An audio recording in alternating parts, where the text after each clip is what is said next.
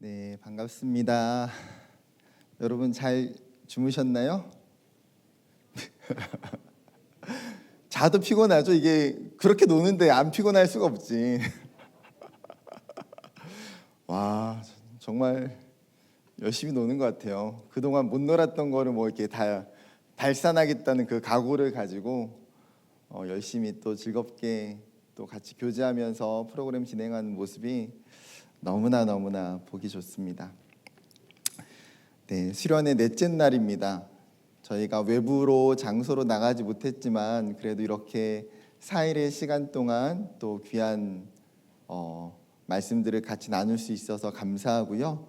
또 오늘 특별히 빨간 날이잖아요. 쉬어야 되는데 빨간 날에 왔는데 그냥 가면 안 되기 때문에 저희가 폐회 예배가 아니라 집회를 하자라고 생각을 했습니다.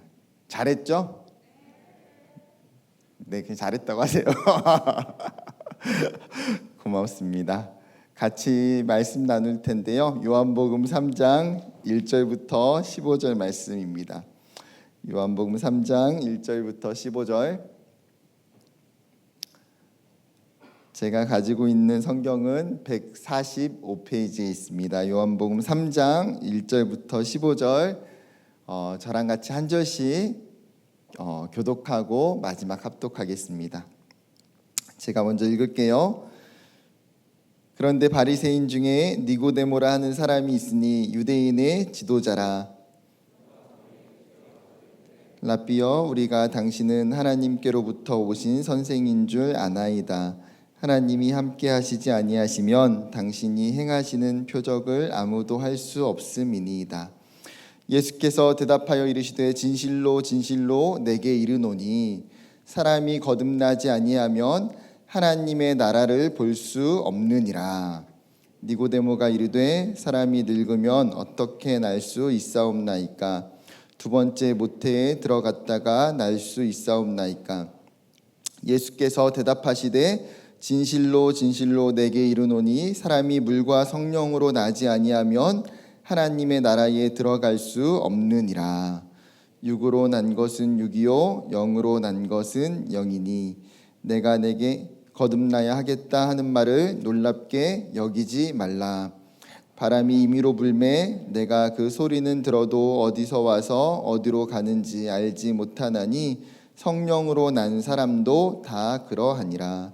니고데모가 대답하여 이르되 어찌 그러한 일이 있을 수 있나이까? 예수께서 그에게 대답하여 이르시되 너는 이스라엘의 선생으로서 이러한 것들을 알지 못하느냐? 진실로 진실로 내게 이르노니 우리는 아는 것을 말하고 본 것을 증언하노라. 그러나 너희가 우리의 증언을 받지 아니하는도다.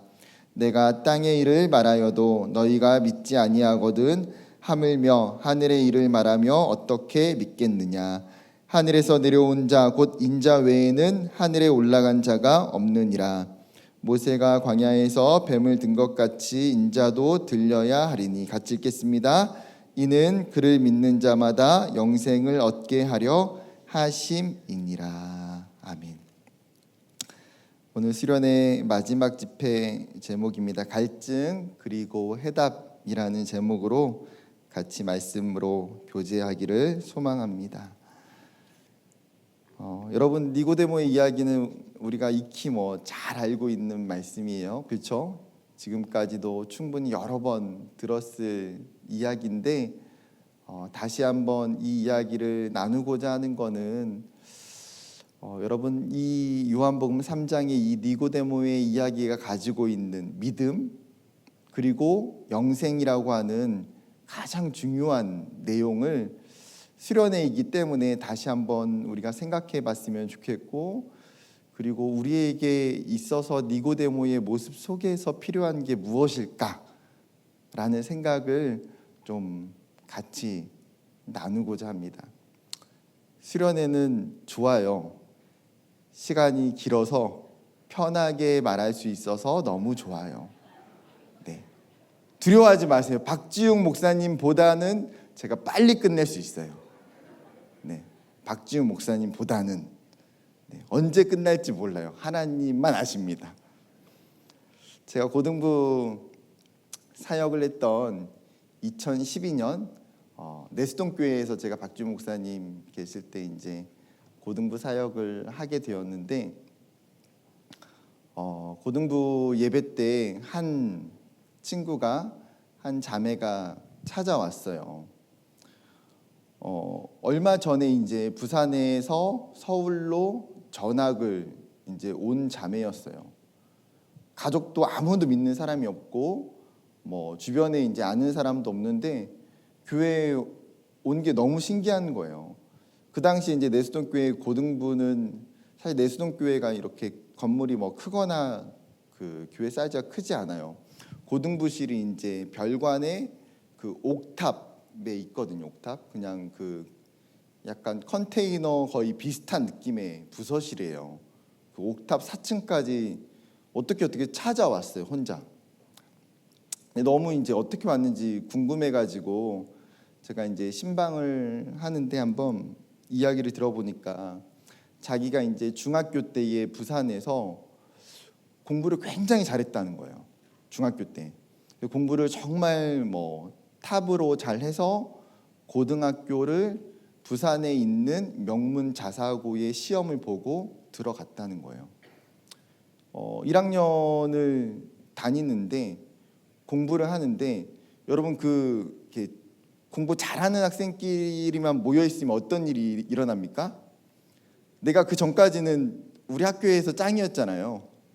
근데 모든 짱들이 모여 있는데 가면 어때요, 내가?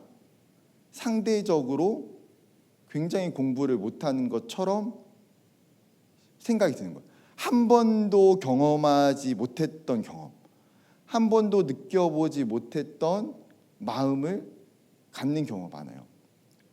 본인이 고등학교 때 공부를 가서도 자사고에 가서도 못한 거는 아니었다는 거예요. 막 중 밑으로 떨어지고 이러지는 않았는데 그 1년의 시간을 다니면서 이 학업에 대한 스트레스, 관계에 대한 스트레스가 너무나 심해가지고 이걸 누르고 살았는데 1년 만에 폭발해버린 거예요. 우울증으로. 그래서 도저히 자기가 부산에서 학교를 다니면 안 되겠다고 생각이 들어가지고 그 당시에 이제 언니가 서울에 있는 대학에 다니고 있어서 언니가 이제 자취를 하고 있어서 그냥 언니 있는 데로 온 거예요. 부모님은 부산 계시고 언니 있는 데로 그냥 자취집에 들어오고 그 근처에 있는 학교로 왔는데 자기가 이제 이 우울증이 너무 심하고 마음이 너무 이제 상처를 많이 받아서 어려우니까 어느 날 교회에 가지 않으면 안 될 것 같은 마음이 들어서 그 전에 한 번도 교회 가본 적이 없는데 어느 순간 자기가 교회에 가지 않으면 이 마음을 어떻게 주체하지 못할 것 같아가지고 그 근처에 있는 교회들을 찾아서 그냥 저희 교회의 고등부에 왔다는 거예요. 여러분 사역을 하다 보면 이런 청소년들 그리고 제가 청년들을 많이 만나다 보니까 이런 청년들을 정말 많이 만나요.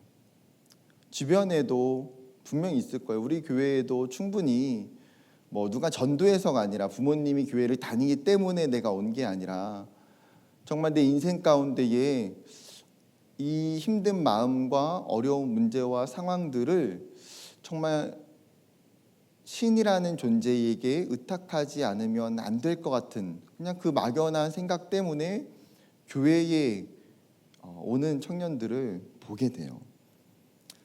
여러분 왜 그럴까요? 사람들은 사실 누구나 그 마음속에 참된 평안과 참된 어떤 소망을 누리고자 하는 마음들이 다 있잖아요. 저도 그렇고 여러분들도 그렇고 어떤 참된 사랑과 그 목적에 대한 추구와 그 소망들이 우리 안에 다 있단 말이에요. 그런데 이것들을 우리의 삶에서 채우기 위해서 정말 고군분투하고 살아가요. 열심히 공부도 하고 좋은 직장에 취업도 하고 열심히 돈도 벌어보고 정말 좋은 인간관계를 쌓아보려고 노력도 하고 그런데 여러분 그런 많은 나의 노력과 나의 계획으로 인해서 했던 일들 때문에 여러분 내 안에 참된 평안이 생겨납니까? 내 안에 정말 참된 사랑이 충만해지고 내 삶의 목적이 무엇인지에 대해서 깨닫게 되나요? 여러분, 그렇지 않아요. 만약에 그렇다고 하면 정말 세상에 있는 부자들, 세상에 정말 높은 명예를 가지고 있는 사람들, 정말 부러울 만한 자리에 올라가 있는 사람들은 다 평안해야 되는 것 아닙니까? 다 삶에 기쁨이 있어야 되는 것 아닙니까? 여러분, 이 거대한 구멍이 인간적인 노력과 의지로 메워지지 않는다는 거예요. 어거스틴은 이러한 그 현상을 보면서 하나님에 대한 갈망이라고 결론을 지어요. 하나님에 대한 갈망 때문에 그렇다. 그가 자신의 고백록이라는 책에서 서두에 뭐라고 이야기하냐면, 당신은 당신 자신을 위해서 우리를 만드셨습니다. 그래서 우리의 마음은 당신 안에서 쉬기 전까지 늘 불안합니다. 여러분, 이 어거스티란 그 성자, 우리가 성자 어거스틴이라고 얘기하잖아요. 근데 원래 어거스틴이 회심하기 전까지 어떤 인생을 살았습니까? 진짜 방황의 끝판왕이 사실 어거스틴이에요. 어린 시절부터 굉장히 똑똑하거든요. 어거스틴이 철학적인 탐구를 굉장히 깊이 해요.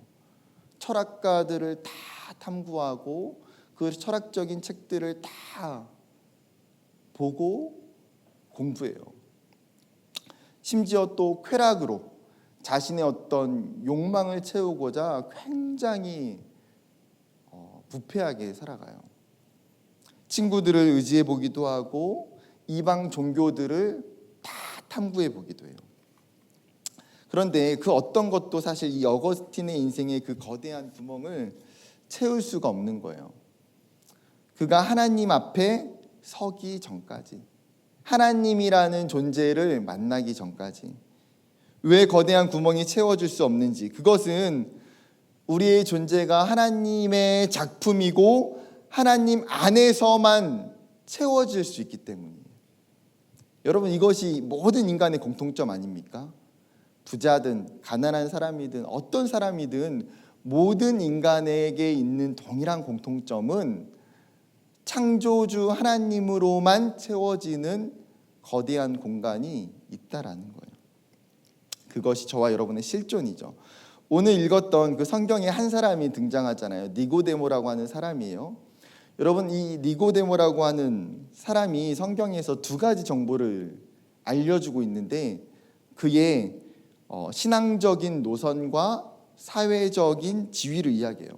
먼저 신앙적인 노선이 어떤 사람입니까? 바리새인이잖아요. 이 사람은 바리새인이라고 하는 이야기는 분리된 자들이에요. 어디에서 분리된 자들입니까? 율법이 하지 말라고 하는 것에서 분리되기 위해서 살아가는 사람들이 바리새인이에요. 그러니까 얼마나 율법에 철저하겠어요. 근데 그 율법은 어디에 근간한 율법이에요? 하나님의 말씀에 근간한 율법이 아니에요. 사람들이, 종교 지도자들이 하나님이 주셨던 율법을 가지고 본인들이 수많은 율법의 조항들을 만들었는데 그 율법에 근거해서 그거를 지키려고 하는 사람들, 누구보다도. 그게 바리새인들이에요. 여러분, 유대 종교 분파에 보게 되면 크게 세 분파가 있어요. 에세네파. 이 에세네파라고 하는 사람들은 굉장히 신비주의적인 영성을 추구하는 사람들, 굉장히 금욕주의적인, 그러니까 아예 우리가 세상으로부터 분리돼서 철저하게 하나님만 잘 믿기 위해서, 예를 들어 쿰난 공동체, 이런 그 유대의 보편적인 성읍과 마을들에 사는 게 아니라 동굴로 들어가서 자기들끼리 공동체 생활을 하면서 하나님을 잘 믿으려고 하는 사람들, 에세네파. 그 다음에 또 다른 분파가 사두개파. 이 사두개파는 그 제사장들을 중심으로 만들어진 계열이에요. 제사장들의 후손들. 즉 어떻게 보면 굉장히 신앙이 좋을 수 있는 사실은 사람들이에요. 그런데 신앙이 사실은 이 사두개파가 좋지 않아요. 왜요? 그들이 무엇보다도 가장 먼저 변질돼요. 즉 이 제사장들이라고 하는 사람들은 결국은 종교적인 지도자인 것뿐만 아니라 나중에 어떻게 돼요? 정치적인 지도자가 돼요. 그러니까 이 사두개파는 그 누구보다도 사실은 종교적인 열심보다 정치적인 욕심이 많은 분파예요. 그래서 오히려 바리새인들이 엄청 싫어요, 이 사두개파를. 너희가 진짜 하나님에 대한 열심과 믿음이 없이 정치적인 욕심만 있는 사람들. 그리고 한 분파가 바리새인들. 결국은 그 예수님 당시에 보게 되면 이 바리새인이라고 하는 분파가 가장 커져요. 이 니고데모라고 하는 이 사람은 바리새인이라는 거, 율법에 굉장히 정통하고 율법을 누구보다도 철저히 지키려고 했던 사람. 그리고 그의 사회적 신분은 어떤 사람입니까? 그는 산헤드린 공의회의 공의원이에요. 그러니까 유다를 통치하는 지금으로 말하면 우리나라로 말하면 국회의원일 것 같아요. 그러니까 유다의 어떤 종교적이고 정치적인 것들을 모여서 같이 결정하는 의사 기구가 산헤드린인데, 이 산헤드린 공회의 회원이 70명이에요. 70명. 그 70명 중에 한 명인 거예요. 그러니까 여러분, 세상 사람들이 볼 때에는 니고데모라고 하는 이 사람은 어떤 사람이겠습니까? 이 유대 사회에서 1%에 속한 사람이에요. 1%에 속한 사람. 바리새인이죠. 산헤드린 공의회죠. 여러분, 산헤드린 공의회 회원이 된다는 것은 굉장히 물질적으로나 학적으로나 가문적으로나 많은 사람들에게 영향력을 끼칠 수 있는 사람만 산헤드린 공의원의 회원이 될 수 있어요. 그러니까 모든 사람이 부러워하는 조건을 다 가진 사람 아닙니까? 유다 사회에서는 야, 너 어떻게 되고 싶어라고 묻는다면 아마도 니고데모를 아는 사람이라면 내 꿈은 니고데모처럼 되고 싶은 게 꿈이에요, 이렇게 말하는 사람이에요. 그런데 여러분, 니고데모는 자신 안에 있는 거대한 구멍을 발견하게 돼요. 그것이 니고데모 안에 있었던 영적인 결핍이에요. 다른 것은 다 충만해. 다른 것은 다 부족함이 없어. 명예나 지위나 돈이나 가문이나 그에게 부족한 것은 아무것도 없어요. 그에게 있는 하나의 결핍은 영적인 결핍만 있어요. 여러분, 그 결핍이 그에게 없었다면 굳이 이 밤에 그가 예수님께 찾아와서 예수님을 만날 필요가 없다라는 거예요. 그는 남의 눈에 띄지 않게 어두운 밤에 예수님을 찾아와요. 왜요? 어떻게 보면 다른 사람의 눈에 띄면 창피할 수도 있기 때문에, 소문이 날 수도 있기 때문에. 그는 정말 어떻게 보면 결단하고 조용하게 그 밤에 예수님을 찾아와요. 근데 성경은 의도적으로 그가 밤에 찾아왔다는 것을 정확히 명시해요. 그러니까 단순히 그냥 다른 사람의 이목을 피해서 왔던 것을 밤이라고 표현하는 것뿐만 아니라 이 안에 상징적인 의미가 있는 거예요. 여러분, 성경의 밤이라고 하는 것은 어떤 것을 상징합니까? 어둠이라고 하는 거의 상징이 뭐예요? 죽음을 상징해요. 여러분, 밤이라고 하는 것은 어둠의 영역, 불신앙을 상징하는 단어가 밤이에요. 밤. 즉, 그가 종교 지도자이고 율법에 정통한 사람이지만 성경은 그가 어떤 사람이라는 걸 이야기하고 싶은 걸까요? 그의 인생이 여전히 어두운 밤에 있고 하나님을 제대로 알지 못하는 불신앙이 있다는 것을 의도적으로 보여주고 싶기 때문에 그가 밤에 찾아왔다는 것을 명확히 기록하고 있어요. 아직 믿음이 없어요. 그가 믿음이 없다라는 것, 그가 영적으로 결핍하다라는 것을 알려주는 근거가 어디에 있습니까? 3장 2절에 보게 되면 이렇게 이야기해요. 그가 밤에 예수께 와서 이르되 랍비여, 우리가 당신은 하나님께로부터 오신 선생인 줄 아나이다. 하나님이 함께 하시지 아니하시면 당신이 행하시는 이 표적을 아무도 할 수 없음이니이다. 여러분, 니고데모가 지금 예수님에 대해서 인식하고 있는 예수님이라고 한 정체성은 어떤 분이에요? 뭐라고 부릅니까? 랍비라고 불러요. 랍비. 여러분, 랍비라고 하는 단어는 굉장히 좋은 존칭이에요. 굉장히 높임의 표현이에요. 즉, 굉장히 어떤 성경적인 지식이 굉장히 풍부한 사람, 다른 사람에게 그 여호와 하나님에 대해서 정확히 가르쳐 줄 수 있는 사람을 랍비라고 불러요. 그러니까 니고데모는 이 예수님에 대해서 어느 정도 굉장히 인정을 하고 있어요. 랍비라고 표현해요. 또 어떻게 표현합니까? 그 뒤에 보면 당신은 하나님께로부터 오신 선생인 줄 아나이다. 여기서 하나님께 오신 선생이라는 표현은 쉽게 말하면 선지자를 의미하는 거예요. 그러니까 지금 니고데모가 보니까 예수님이 하고 있는 수많은 기적들, 수많은 표적들을 보니까 이게 어때요? 인간의 능력으로 할 수 없는 거예요.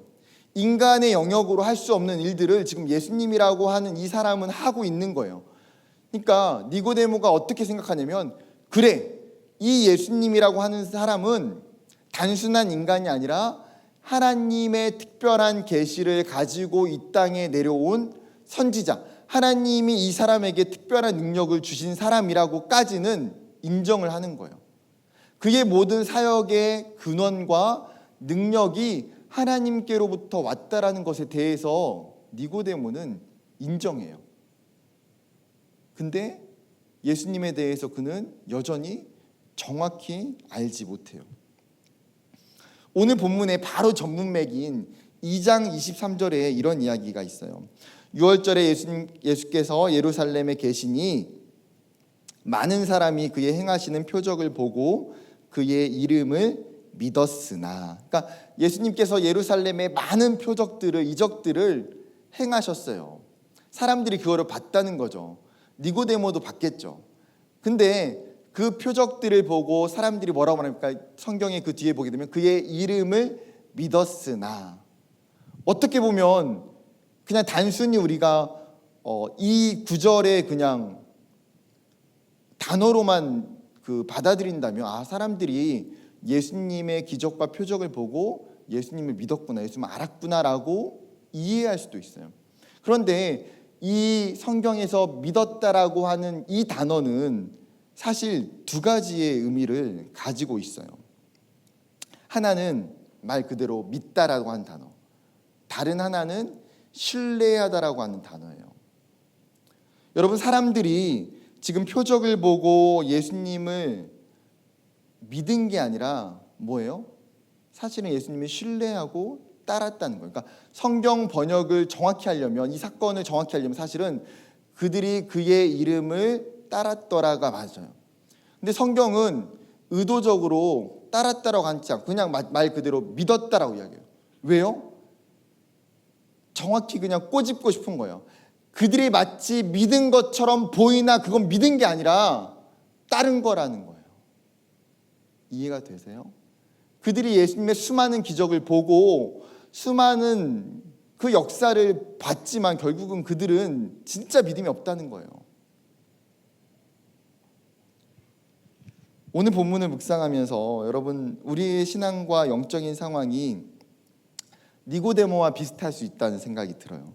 우리가 수많은 예배와 수많은 신앙생활을 하고 있지만 일종의 어떻게 보면 종교적인 행위의 일부분으로 따르는 것과 여러분 그 예수님에 대한 참된 인식을 통해서 믿는 것은 전혀 다르다는 거예요. 믿음이 없어도 예배 드릴 수 있잖아요. 사실 믿음이 들어가기 전까지도 사실 우리의 모습이 그렇고, 사실은 정말 신앙이 없어도 얼마든지 종교적인 행위들이 다 가능해요. 여러분, 예수님에 대한 그 온전한 믿음이 없다는 것은 우리도 니고데모처럼 어떻게 보면 우리 안에 영적인 결핍이 있을 수 있다는 거예요. 영적인 껍데기는 있는데 그 안에 아직 채워지지 못하는 거예요. 사도 바울이 디모데에게 편지를 보내면서 그렇게 이야기하잖아요. 경건의 모양은 있지만 경건의 능력은 없다. 즉 하나님에 대한 어떤 열심, 특심, 그런 모양들은 낼 수 있지만 중요한 건 뭐예요?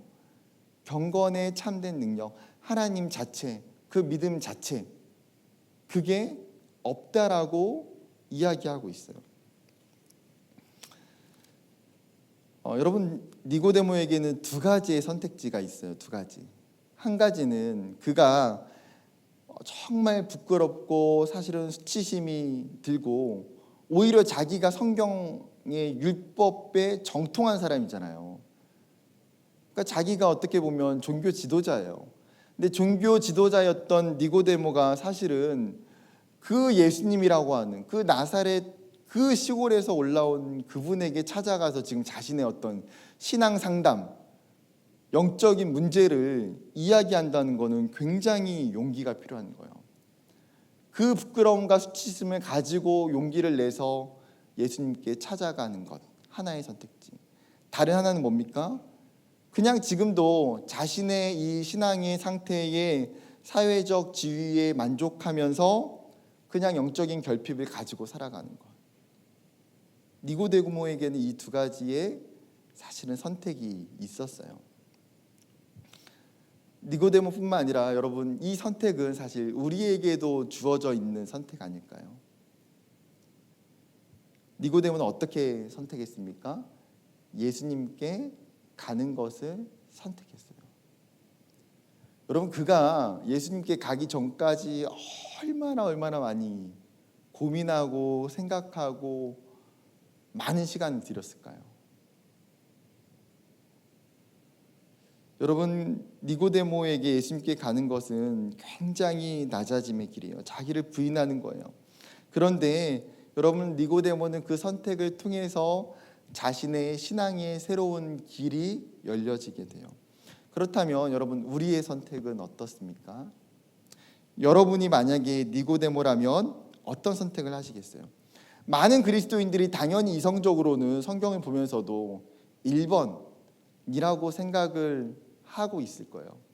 그런데 실제로 우리의 현실은 1번이냐는 거예요. 우리의 태도와 우리의 마음과 우리의 행동이 1번이냐는 거예요.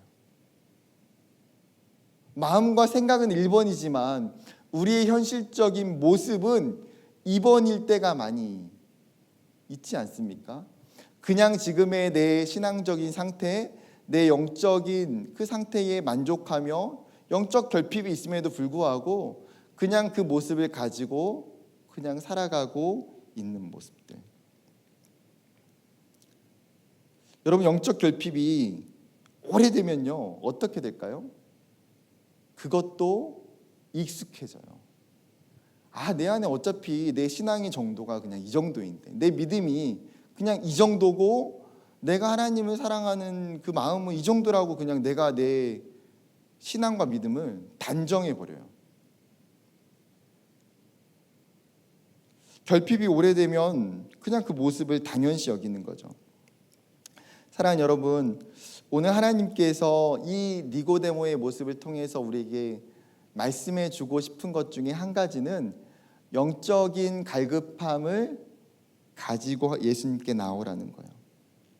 니고데모와 같은 그 영적인 갈급함.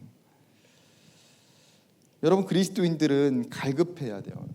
영적인 여러분 결핍이 여러분 뭔가 부족한 게 거기 부족한 상태에서 끝나는 게 아니라 이 갈급함이라는 것과 항상 긴밀하게 연결이 돼요. 여러분, 갈급함이 무엇입니까?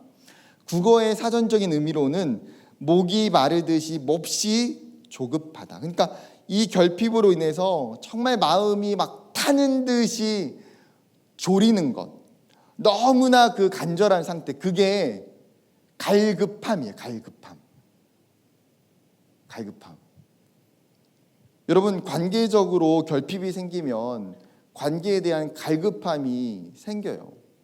너무 외롭고 사람이 너무 필요하고 이 관계에 대한 그 목마름과 갈증이 생기면 어때요? 내가 관계를 잘 맺지는 못하지만 그 결핍을 채우고 싶어요. 경제적인 결핍, 어렸을 때 경제적인 결핍이 있는 사람들의 특징은 무엇이겠습니까? 그 결핍에 대한 갈급함이 있는 거예요. 내가 나중에 커서 돈을 많이 벌어야지, 내가 성공해야지. 그렇기 때문에 돈을 벌기 위해서 경제적인 그 결핍을 채우기 위해서 사실은 어떤 고생도 마다해요. 아무리 힘들고 어려운 일도 돈을 벌 수만 있다면 하게 돼요. 왜요? 자신의 결핍을 채우고자 하는 갈급함이 그에게 있기 때문에. 여러분, 우리 각자가 어떤 결핍들을 경험할 수도 있고 그 결핍 때문에 우리 안에도 분명한 갈급함들을 느껴본 적들이 있을 거예요. 그런데 여러분, 신앙적인 부분에 대해서도 동일해요. 신앙도 마찬가지라는 거죠. 영적인 결핍이 정확하게 내 안에 있어야 또 그것을 인식하고 내가 그게 결핍인지를 정확히 깊이 느껴야 그 결핍이 어떻게 됩니까? 영적인 갈급함으로 가게 되더라는 거예요. 니고데모는 그래요. 여러분, 니고데모는 너무나 갈급한 거예요, 이게. 시편 42편의 1절과 2절을 보게 되면 제가 참 좋아하는 말씀인데 같이 읽어볼까요? 42편 1절과 2절 말씀 시작. 하나님이여 사슴이 시냇물을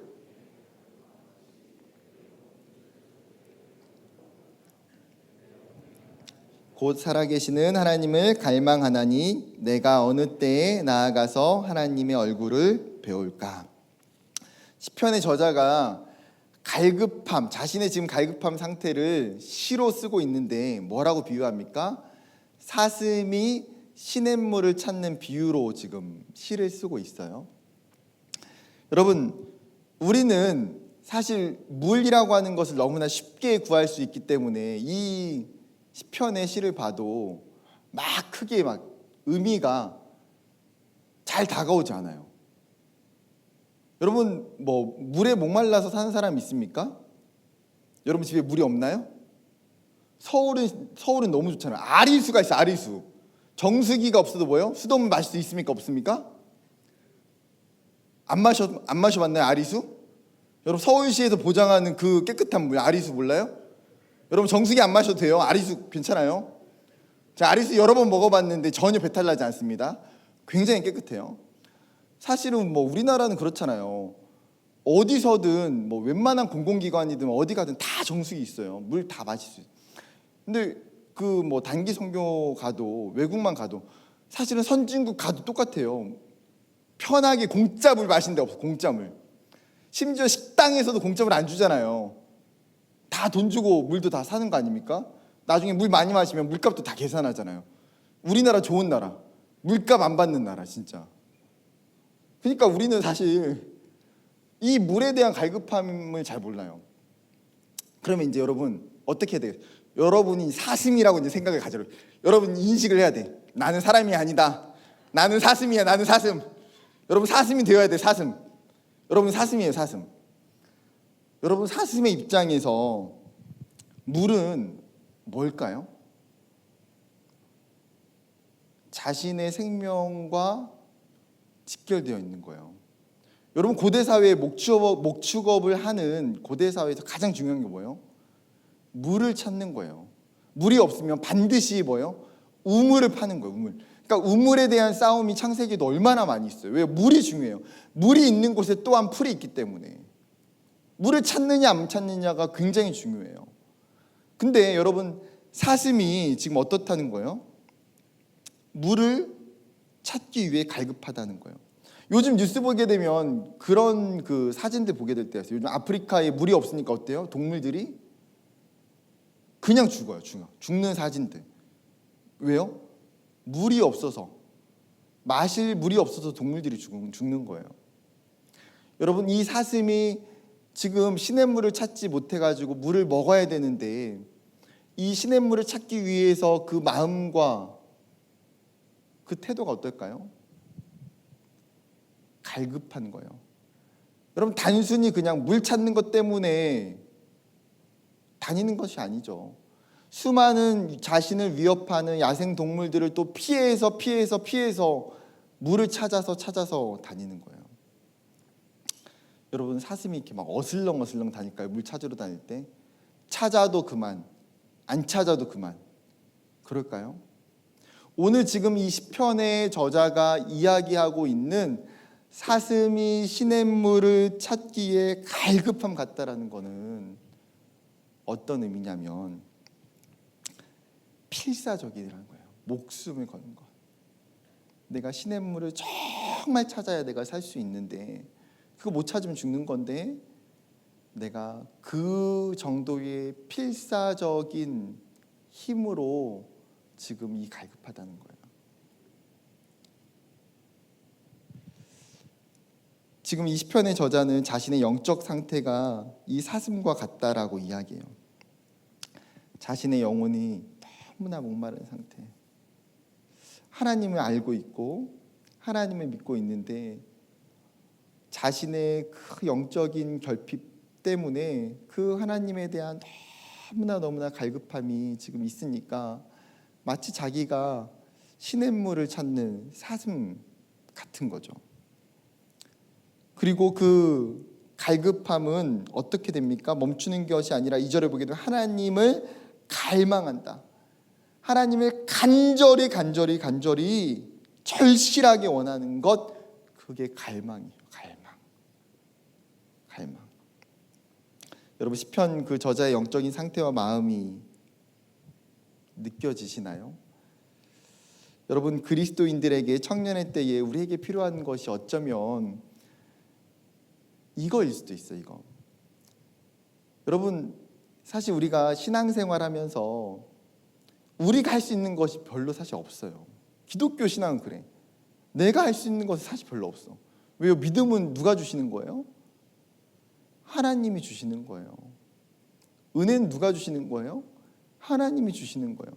사실 내가 뭐 만들어낼 수 있는 게 없어요. 기독교 신앙에서 내 열심과 내 노력과 내 의지를 가지고 내가 무엇인가 할 수 있는 것이 별로 없어요. 여러분 믿음을 만들 수만 있다면 여러분 우리가 얼마나 좋겠어요. 얼마나 쉽겠어요. 사실은 신앙인으로 볼 때 우리가 할 수 있는 것은 굉장히 미약해요. 근데 우리가 할 수 있는 것이 있다면 내 안에 하나님을 향한 그 갈급함을 갖는 것은 우리가 할 수 있는 거예요.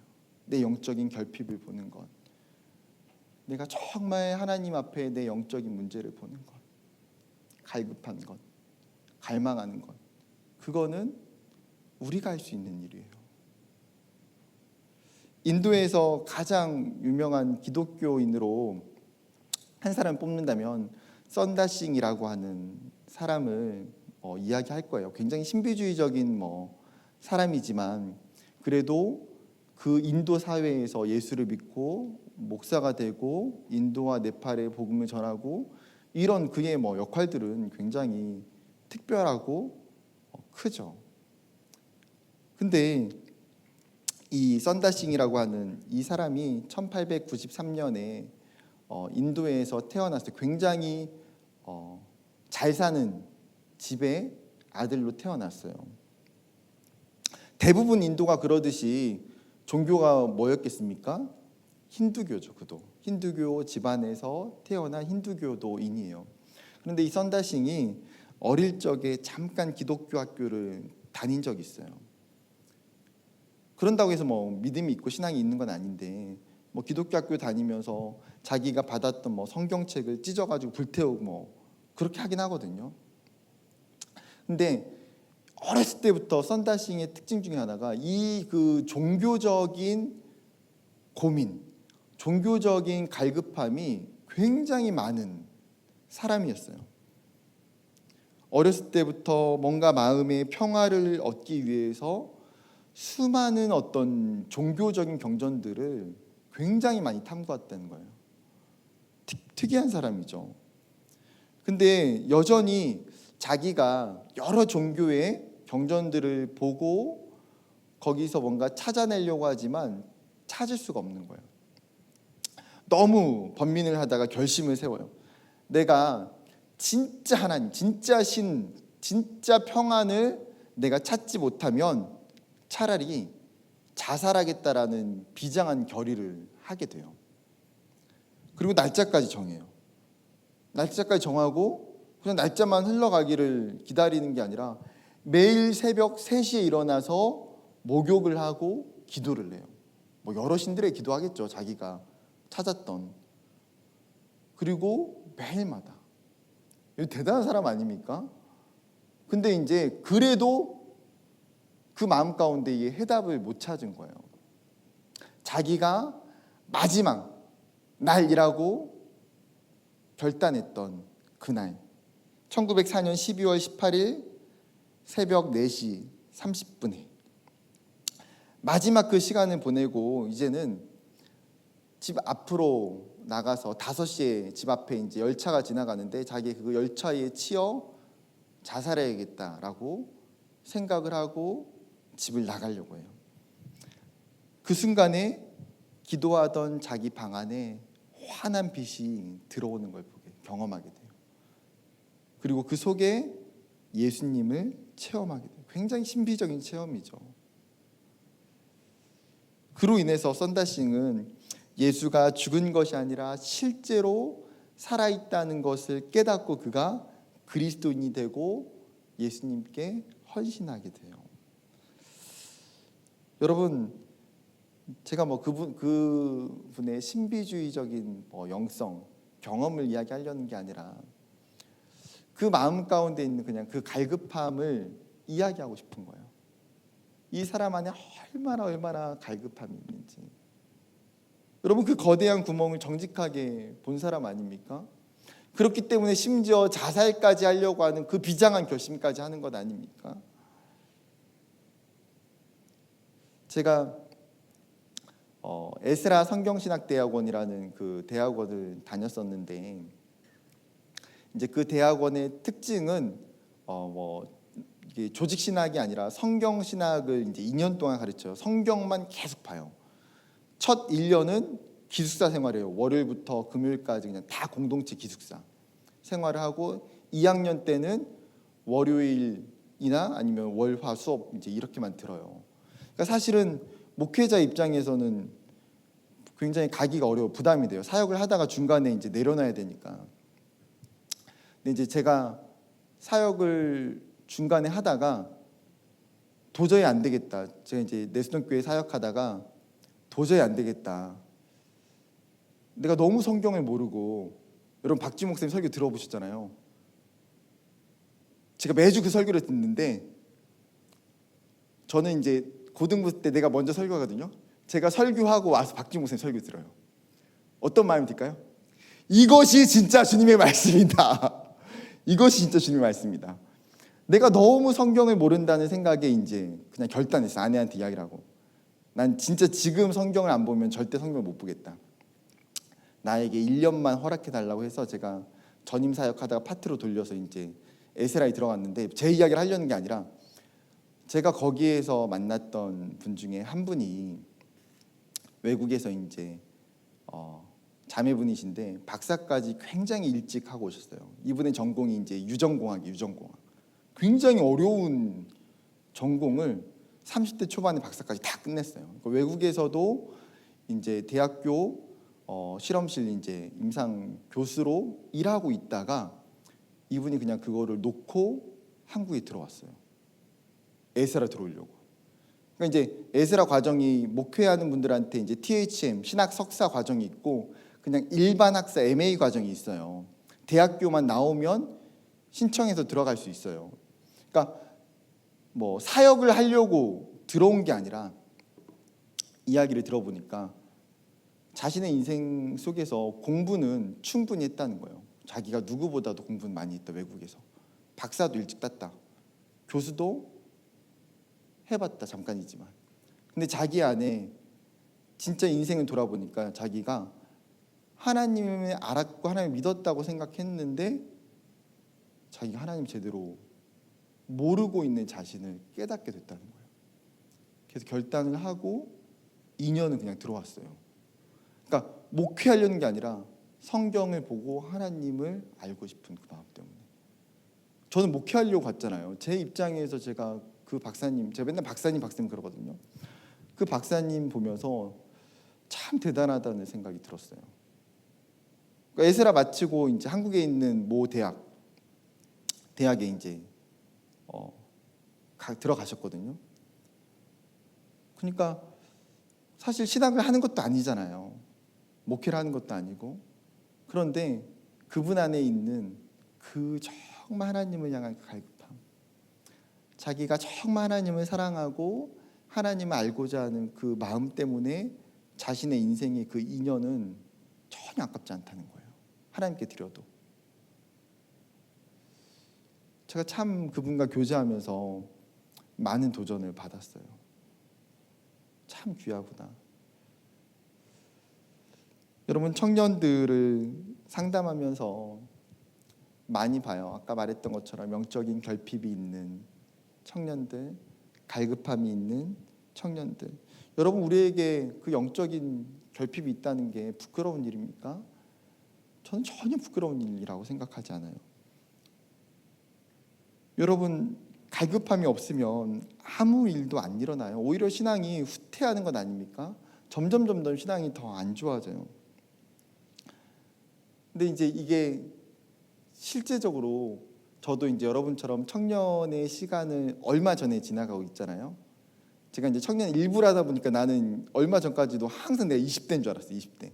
왜냐면 20살부터 26까지 뭐 10몇 년 사역하고 계속 있다 보니까 항상 대학만 다니고 항상 뭐 대학생 애들이랑 놀고 막 MT 다니고 이러면서 제 그 머리의 사고 구조도 나는 20대다. 나는 청년이다. 이 생각이 되게 많았어요. 근데 이제 저도 그 시간들을 이렇게 조금씩 보내면서 제가 솔직히 이제 느껴지는 게 뭐냐면, 내가 청년 때 20대 초반에 내 안에 있었던 그 영적인 갈급함과 그 갈망이 시간이 점점 지나면서 줄어드는 걸 많이 봐요. 아마 20대 후반 혹은 30대의 청년들은 무슨 이야기 하는지 알 거예요. 내 20대를 돌아보면, 내 청년의 시간을 초반을 돌아보면 정말 그 말할 수 없는 갈급함과 갈망이 있었는데 지금은 왜 그러지 못한 걸까? 이게 이제 굉장히 많은 고민들이에요. 뭐 그것에 대한 이유는 뭐 여러 가지가 있겠죠. 상황적으로는 여러 가지가 있는데, 저도 제 스스로 저를 위해서 기도하면서도 갖는 마음은, 하나님, 내 안에 이 하나님에 대한 그 갈급함, 이 갈망함들이 사라지지 않게 해달라고. 아니, 하나님, 신앙이라는 게 여러분 그 나이와 연수와 비례해야 되는 것 아닙니까? 내가 예수를 알고 예수를 믿고 예배도 드리고 뭐 군대도 짬밥이 있으면 계속 이렇게 올라가는 것처럼 신앙도 뭔가 계속 이렇게 영적인 상승 곡선을 타는 게 맞는 거 아니에요? 근데 영적인 그 갈망이 상승 곡선이 아니라 떨어진다면, 아니면 정체되어 있다면, 여러분 그것은 슬픈 일 아닐까요? 제가 설교를 준비하다가 문득 저희 집 아이들이 생각이 났는데, 이제 저희 집 아이들이 3명이에요. 찬위, 하윤, 찬빈. 교회에서 보면 딱 알아요. 김 목사님 아들, 딸이구나. 뭘로 알 수 있습니까? 색깔로 그냥 티가 나요. 색깔로 딱 보면 까매요. 저를 닮아서 까매요. 첫째, 그 막내는 안 까매요. 첫째, 둘째가 까만데 이제 아들, 딸, 아들인데 너무나 슬픈 거는 딸이 제일 까매요. 제가 볼 때마다 회개하면서 미안하다고. 하윤아 미안해. 아빠 미안해. 인간적인 마음으로는 돈을 딸을 위해서 뭔가 이렇게 통장이라도 이렇게 모아가지고 나중에 얘가 뭔가 원한다면, 피부 하얗게 하는 뭔가를 원한다면 돈이라도 모아줘야 되는 그런 마음도 있어요. 근데 이제 저희 집 아이들이 얼마 전에 불과 몇 달 안 됐어요. 몇 달 안 됐는데 그 돼지 저금통이 생겼어요. 돼지 저금통이 3개가 생겨가지고 하나씩 이렇게 나눠줬어요. 그리고 뭔가 집에서 할머니나 엄마를 도와주거나 뭔가 이렇게 하면, 제가 이제 그동안 뭐 이렇게 쓰다가 남았던 동전들을 모아뒀던 게 꽤 많이 있어가지고, 아빠 이거를 주겠다 너희들한테 돼지 저금통에 넣어서 모아라, 이제 이야기를 했어요. 그래서 지금 열심히 모으는데 그 3명 중에 누가 제일 열심히 모을까요? 지금 첫째는 이제 초등학교 3학년, 둘째가 2학년, 셋째가 6살이에요. 누가 지금 제일 많이 모았을까요? 6살 막내가 제일 많이 모았어요. 막내가 돈독이 올라. 돈독이 올라. 돈독이. 근데 이제 얘가 아무래도 집에서 이제 좀 더 시간이 많잖아요. 할머니랑 보낼 시간도 많고. 그러니까 얘가 할머니랑 뭐 시장도 봐오고 또 이제 세탁하고 빨래하면 자기가 이제 할머니 빨래할 때 빨래도 널고 그러면 이제 집에 와서 아빠한테 막 쪼르르 오자마자 보고하는 거예요. 아빠 돈 주세요. 돈 주세요. 내가 오늘은 할머니랑 시장 갔다 왔어요. 100원. 그리고 아빠 200원 줘야 돼. 오늘은 할머니랑 빨래도 널었어요. 뭐 가끔씩은 진짜 엄청 많이 뜯겨요. 하루에 하는 게 너무 많아. 내가 이러면 안 되겠다. 진짜 막 1,000원까지도 뜯길 것 같아가지고 제가 이제 거의 한 200-300원 이상 안 줘요. 웬만하면 여러 개 해도 얘를 이제 뭐 좀 통제를 해야겠다는 생각에 돈독이 너무 오르면 안 되니까 그 100원, 200원만 줘요.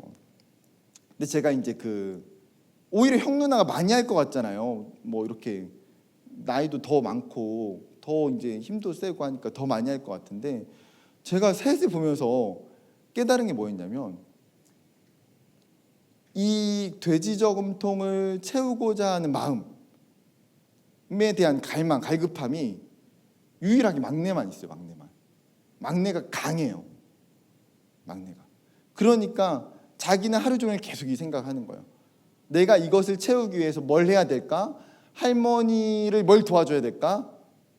그래서 가끔 방해가 되거든요. 안 하는 게 도와주는 건데 도와줘야 이제 돈을 아빠한테 받을 수 있으니까 하는 거예요.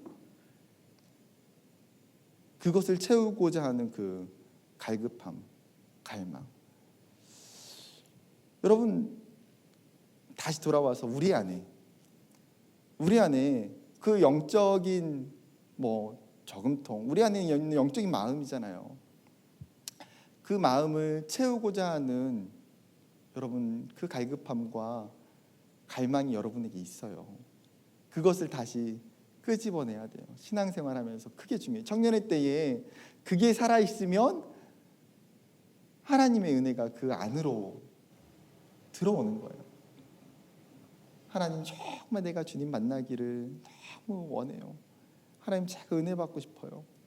하나님 제 영적인 문제를 하나님 해결해 주세요 라고 정말 갈급한 마음으로 하나님께 나아가는 것, 하나님을 갈망하는 것.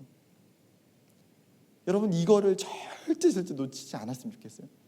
청년의 시간이 점점 지나도 우리의 상황과 환경이 더 좋아져요. 인간적으로는 물질적으로도 좋아지고 상황적으로 좋아지고 여러 가지 우리의 환경이 좋아질 때조차도 변함이 없어야 되는 것 하나는 내 안에 있는 하나님을 향한 그 갈급함과 그 갈망이에요.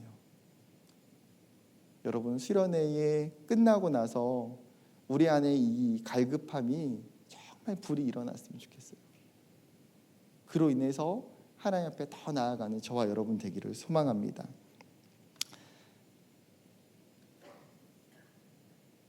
이제 하나 있네. 빨리 할게요.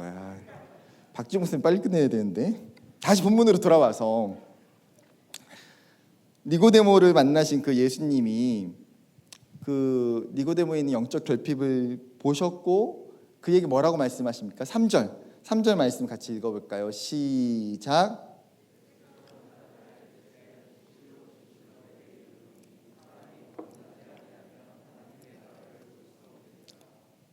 아멘. 니고데모가 예수님 찾아온 영적인 질문이 있는데 그 예수님과 대화 속에서 힌트를 발견할 수 있는데 뭐냐면 어떻게 하면 하나님 나라에 들어갈 수 있습니까? 어떻게 하면 내가 영생을 얻을 수 있나요? 이거예요. 지금 예수님은 그런 니고데모의 궁금증에 3절에 뭐라고 말씀하십니까? 거듭나지 않으면 하나님 나라를 볼 수 없다. 거듭나지 않으면 하나님 나라를 볼 수 없다. 근데 여기서 하나님 나라를 본다라고 하는 이 단어는 헬라어로는 이데인이라고 하는 단어인데 그냥 눈으로 시각적으로 보는 것을 말하는 게 아니라 경험하다, 만나다, 동참하다라는 뜻의 원어예요. 즉 뭐예요? 이 니고데모 안에 단순히 하나님 나라를 보고 싶은 게 아니라 그의 마음이 어떻다는 거예요? 하나님 나라를 경험하고 그 통치를 누리고 싶고 하나님 나라에 들어가고 싶은 그 영생에 대한 마음이 지금 니고데모에게 있다는 거예요. 그 궁금증을 예수님 정확히 간파하신 거예요. 너가 하나님 나라 영원한 생명을 누리고 싶은데 그거는 거듭나지 않으면 안 된다. 그게 예수님이 가르쳐준 방법이 뭐예요? 거듭남이라는 거죠. 거듭남. 뭐 신학적으로 우리가 표현할 때 중생이라고 표현할 수도 있는데, 사람이 거듭나면 하나님 나라를 못 본다. 여러분, 바리새인이고 율법에 정통했던 이 니고데모에게 거듭남이라고 하는 이야기는 굉장히 생소하고 낯선 거예요. 자신이 한 번도 들어보지 못했던 것. 여러분, 지금까지 유대 사회에서 바리새인들이 영생을 얻는 방법, 하나님 나라에 들어가는 방법은 무엇입니까? 율법을 잘 지키는 것. 바리새인들이 굉장히 중요하게 여기는 금식과 구제와 기도를 철저하게 하는 것. 그렇게 하면 영생을 얻고 하나님 나라에 들어갈 거라고 생각을 했어요. 그렇다 보니까, 근데 이 예수님이 하나님 나라에 들어가는 거는 거듭나야 된다라고 말하니까 니고데모가 헷갈리는 거예요. 지금 자기가 가지고 있었던 종교적인 가치, 종교적인 중심과 틀이 있잖아요. 근데 그거와 전혀 다른 이야기를 예수님이 하시니까 너무나 당황스럽죠. 그래서 니고데모가 예수님께 말한 게 무엇입니까?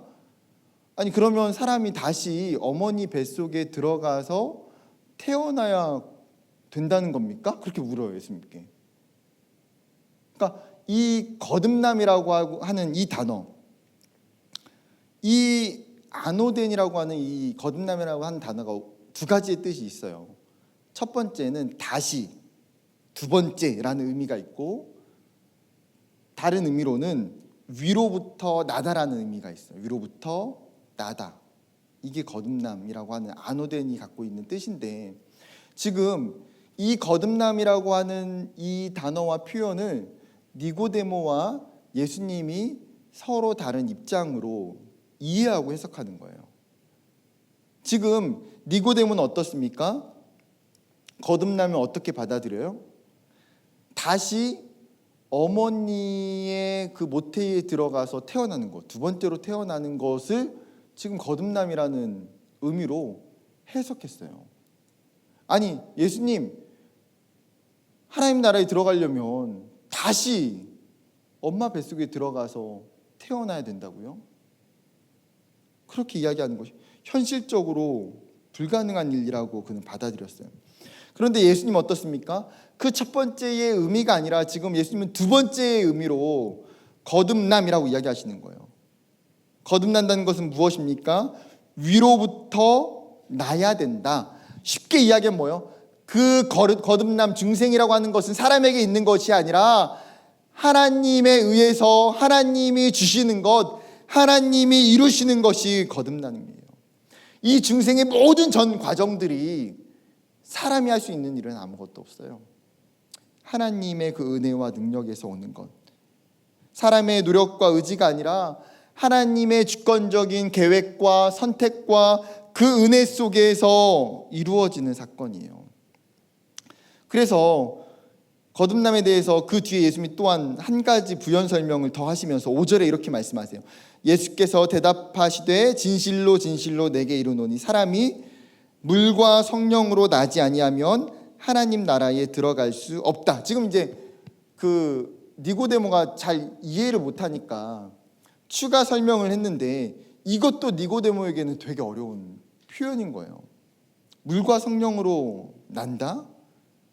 여러분, 물과 성령으로 난다는 게 무슨 의미일까요?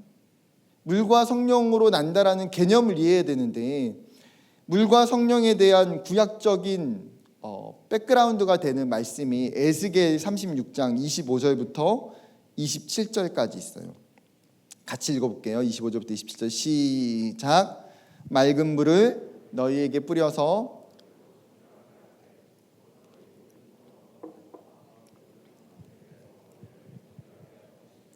또 새 영을 너희 속에 두고 새 마음을 너희에게 주되 너희 육신에서 굳은 마음을 제거하고 부드러운 마음을 줄 것이며 또 내 영을 너희 속에 두어 너희로 내 율례를 행하게 하리니 너희가 내 규례를 지켜 행할지라.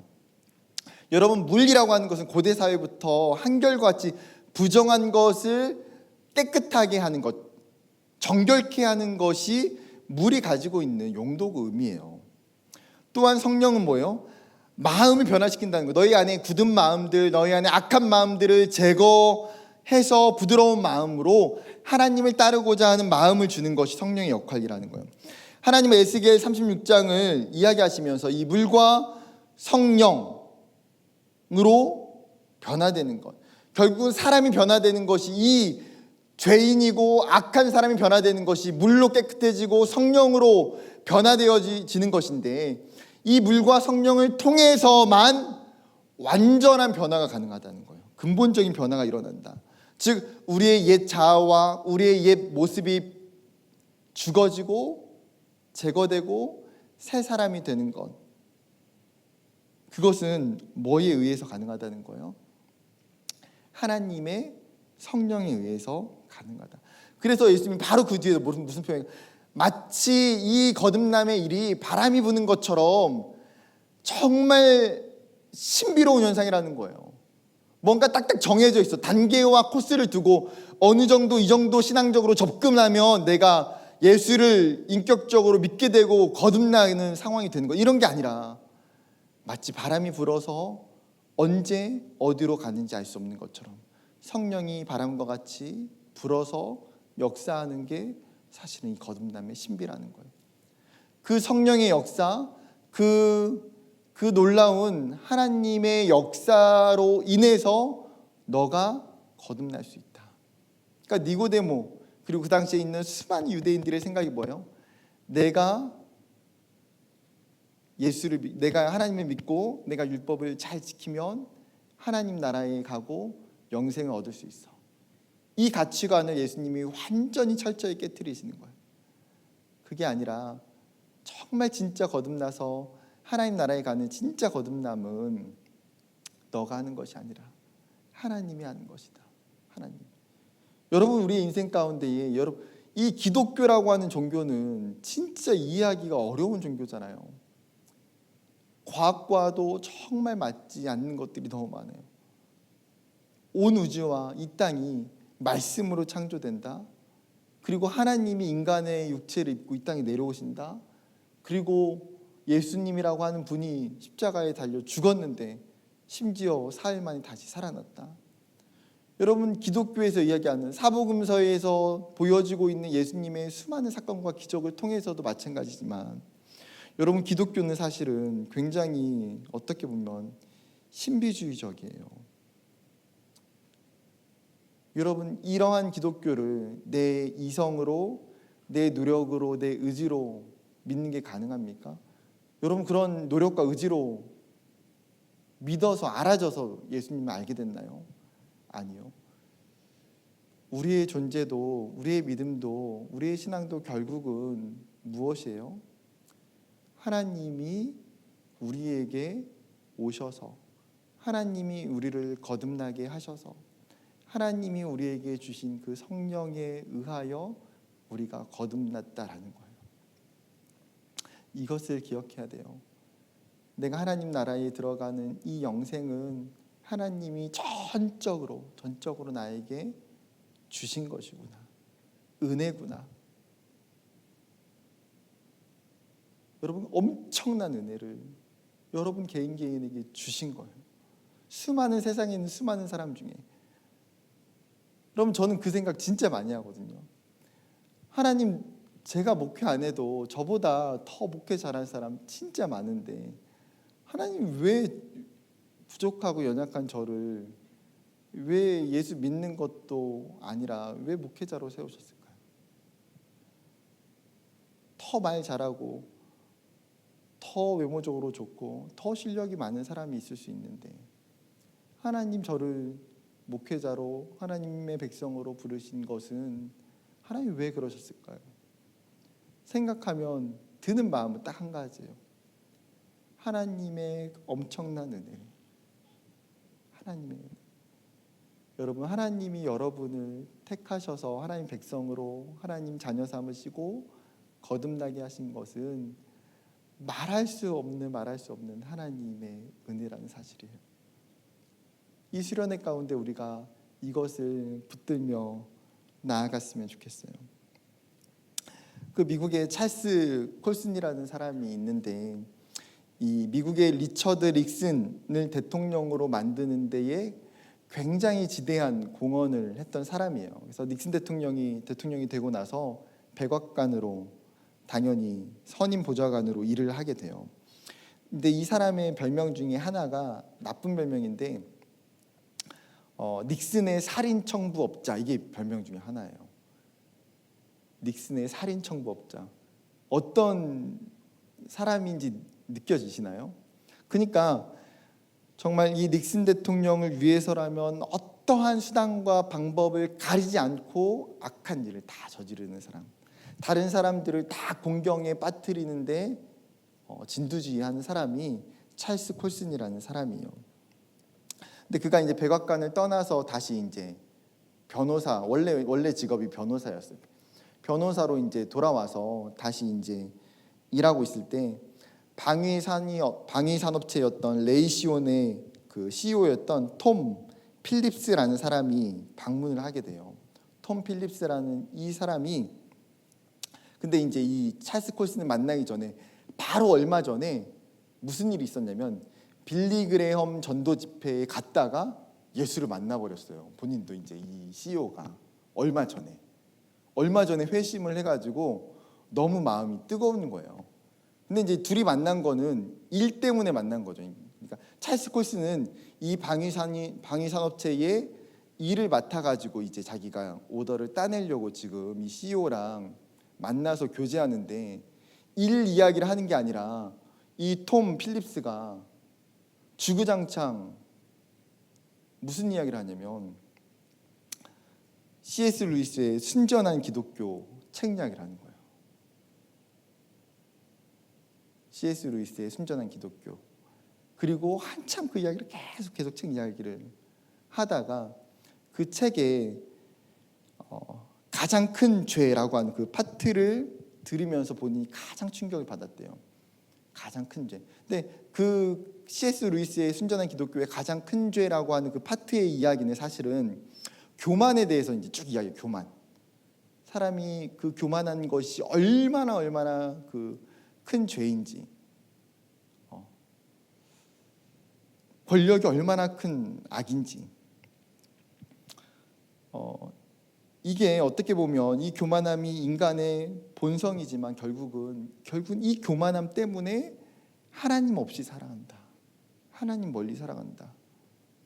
그걸 깨닫고 나서 사실은 이 찰스 콜슨이라고 하는 사람은 엄청난 사실은 권력을 누렸고 사실 교만한 사람이거든요. 자기 어떤 명성, 직업, 지위 뭐.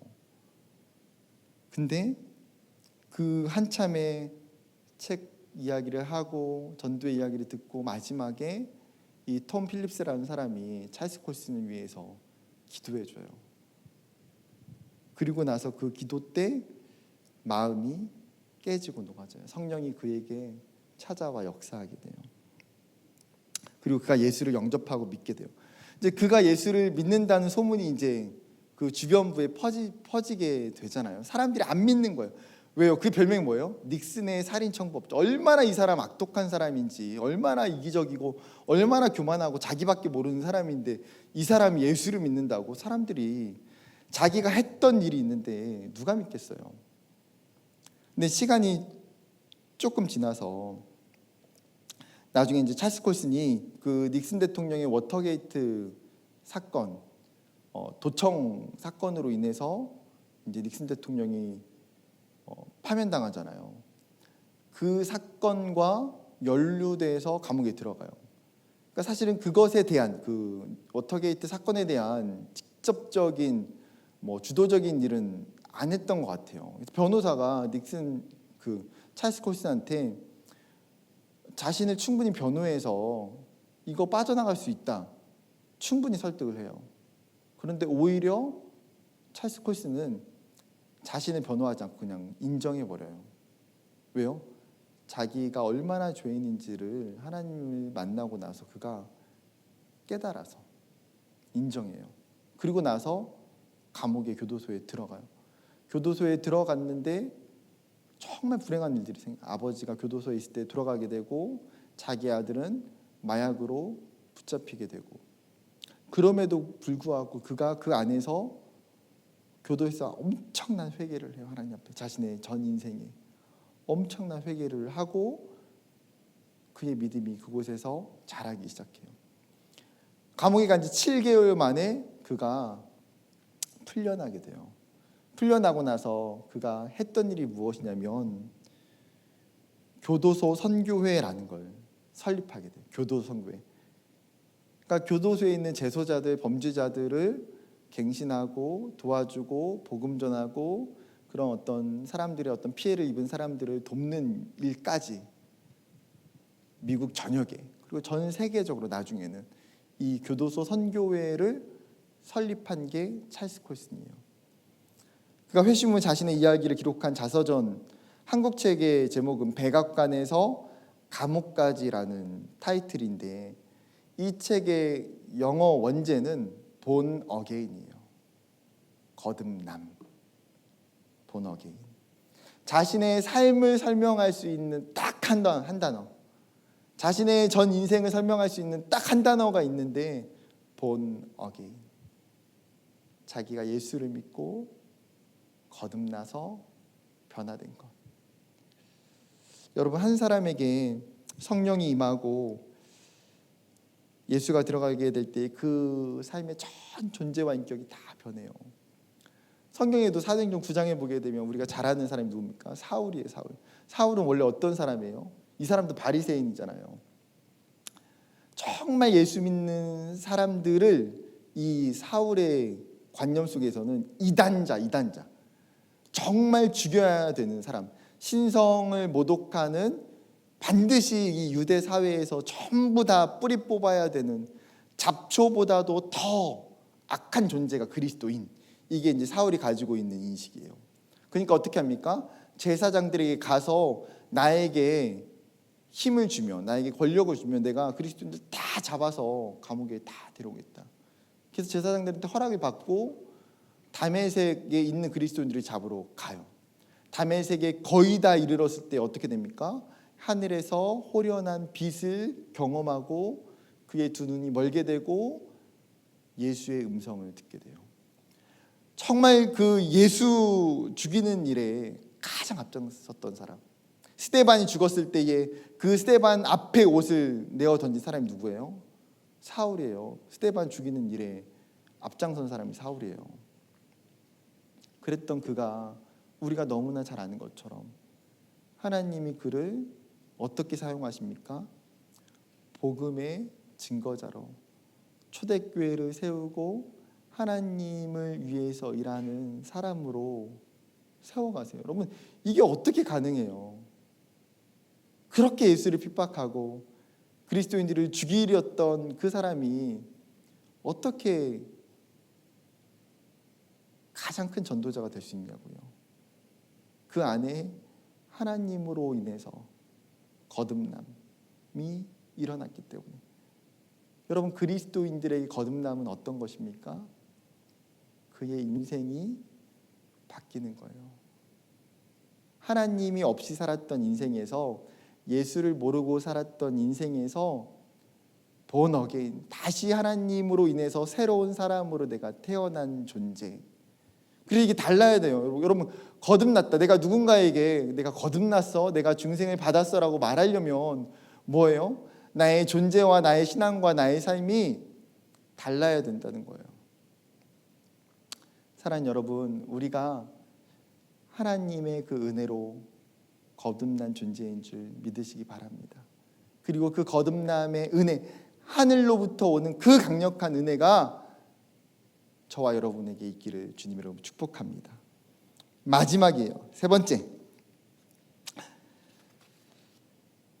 다시 본문으로 돌아와서 거듭남에 대한 설명을 마친 후에 니고데모의 반응이 여전히 아리송해요. 이게 쉽게 이제 여전히 안 받아들여지는데 예수님이 니고데모에게 뭐라고 안 하세요.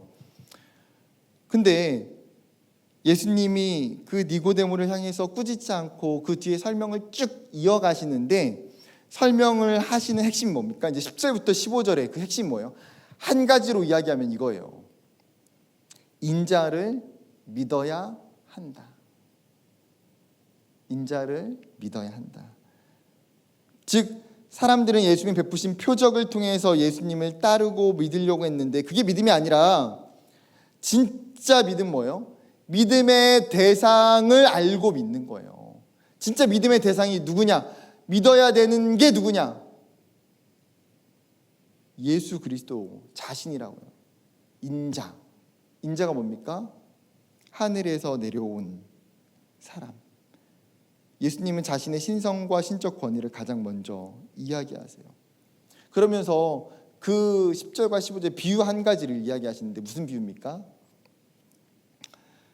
마치 모세 시대에 올려졌던 그 장대 위에 올려졌던 놋뱀과 같다라고 이야기해요. 자기가 민수기 21장에 보게 되면 이스라엘 백성들이 그 호렙산에서 이제 다시 가나안으로 이제 들어가야 되는데 밑에 있잖아요. 그 애굽에서 쭉 내려와서 이제 시내산 호르산 밑에 있어요. 남쪽 제일 끝에. 그러면 어디로 가야 돼요? 오른쪽. 가나안이 여러분 볼 때는 오른쪽이니까 빠르게 통과하려면 가나안을 향하는 가까운 길로 가는 게 맞아요. 근데 하나님이 뭘 말씀하시냐면 이 가나안을 향하는 가까운 길이 아니라 오히려 애굽의 홍해 쪽을 돌아서 가라고 이야기해요. 왜요? 에돔 사람을 피하여 가라. 에돔과 전쟁을 하지 말라고 하는 거예요. 근데 이게 이스라엘은 너무 마음에 안 드는 거예요. 그렇게 가면 뭐가 문제입니까? 가는 길이 너무 돌아가요. 또 가는 길이 너무 힘들어요. 이 애굽으로 왔던 그 길로 가야 되면 다시 사막과 더 어려운 광야를 지나야 돼요. 애굽을 만날 수 위협까지 있어요. 그러니까 가나안에 들어가는 이스라엘 사람들이 하나님 앞에 그 곳에서 엄청난 불평과 원망을 해요. 하나님 앞에. 얼마나 불평과 원망이면 하나님이 어떻게 하십니까? 그 이스라엘에게 불뱀을 만들어서 물려 죽게 하세요. 그런데 거기서 끝입니까? 아니요. 모세에게 장대 위에 놋뱀을 허락해 주셔서 그 놋뱀을 보는 자는 어떻게 해요? 다시 불뱀에 물렸어도 살아나게 돼요. 예수님은 지금 이 사건을 자신이 담당할 십자가를 정확히 예시하시면서 보여주고 있는 거예요. 그러니까 모든 인류가 죄로 인해서 죽을 수밖에 없는 죄인이다. 우리가 다 죽을 수밖에 없는 죄인인데 마치 그 장대 위에 있는 놋뱀을 볼 때에 하나님이 그 사람들을 살려주셨던 것처럼 진짜 죄인을 살리시는 하나님의 방법이 어디 있다라는 거예요. 십자가에 달려있는 예수 그리스도에게 있다라는 거예요. 예수를 쳐다보고 믿는 자는 죄에 멸망하지 않고 영생을 얻게 된다. 3장 15절에 뭐라고 말합니까? 이는 그를 믿는 자마다 영생을 얻게 하려 하심이라. 여러분 기독교 복음은 한 가지예요. 영생을 얻는 것. 다시 그 니고데모가 가지고 있었던 그 근본적인 질문. 영생이 어디에 있습니까? 라는 질문을 맨 마지막 15절에 예수님이 뭐라고 이제 말씀하십니까? 예수 그를 믿는 자에게 영생이 있다고 해답을 가르쳐주세요. 여러분 이것이 천국의 유일한 키예요. 하나님이 저와 여러분에게 주셨던 유일한 키예요. 여러분 이 해답을 가지고 우리가 살아가는 거예요. 이 세상을 살아갈 때에 수많은 고난과 어려움이 있을지라도 여러분 뭐가 있어요? 내가 예수 믿으면 영생이 있는데 하나님의 나라가 이미 내 안에 있는데 내가 이후에 죽어서 정말 천국에 갈 소망과 그 확신이 나에게 있는데 여러분 무엇이 두려워요?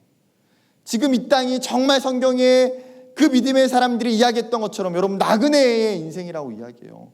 잠시예요. 잠깐이에요. 우리가 각자의 모습이 다르고 각자 어떻게 살아갈지 모르지만 사실은 하나님의 관점에서 천국에 가기 위한 아주 잠깐의 시간이에요. 그 잠깐의 시간 다른 것들 막 얻으려고 하는 것이 우선순위가 아니라는 거예요. 그게 있고 말고는 천국 가는 거랑 아무 상관없어요.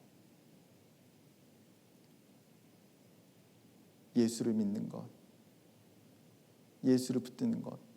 이스라엘 백성들이 가나안 땅에 들어가고 나서 문제가 뭡니까?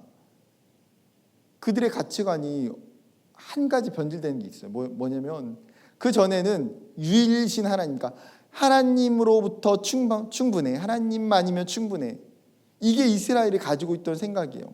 근데 가나안에 들어가서 바뀐 게 있어요. 한 가지. 딴 게 바뀐 게 아니에요. 하나님 안 믿은 게 아니에요. 뭐가 바뀌었습니까?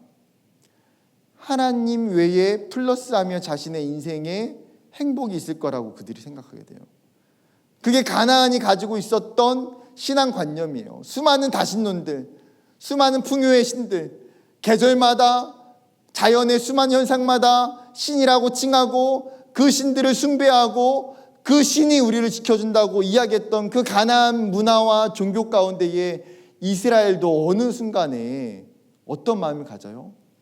하나님에 더해서 뭔가 플러스 되면 우리가 더 잘 살 수 있어 라고 생각해요.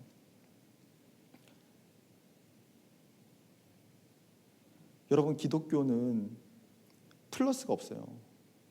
예수 외에 뭐 플러스 하면 더 잘 된다, 예수 외에 더 플러스 하면 하나님 나라에 빨리 간다, 천국이 더 보장된다. 성경이 한 번도 그렇게 이야기하지 않아요. 예수로 충분하다라고 성경은 이야기해요. 말씀을 마치려고 합니다.